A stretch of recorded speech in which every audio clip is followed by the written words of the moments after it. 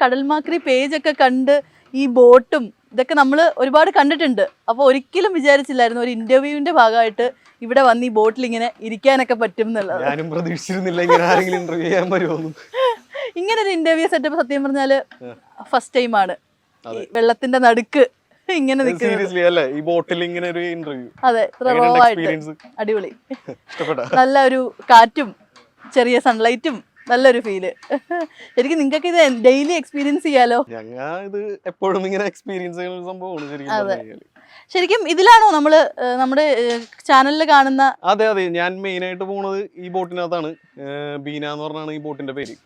ബീന എന്നാണ് ഈ ബോട്ടിന്റെ പേര്. എല്ലാ ബോട്ടിനും അങ്ങനെ ഓരോരോ പേരുകളുണ്ട്. എല്ലാ ബോട്ടിലും ഉണ്ട് ഓരോരോ പേരുകൾ. അത് നമ്മ ഇപ്പൊ ഓണർമാരുടെ ഇഷ്ടത്തിനനുസരിച്ചാണ് നമ്മ പേരുകള് ബോട്ടിനിടുന്നത്. അപ്പൊ ഏറ്റവും ആദ്യം ഞാൻ കടലിൽ പോയ ബോട്ടാണ് ആ കിടക്കുന്നത്, തൊട്ടപ്പുറം തന്നെ കിടക്കുന്നത്. അതിന്റെ പേര് ബോണർഗീസ് എന്നാണ്.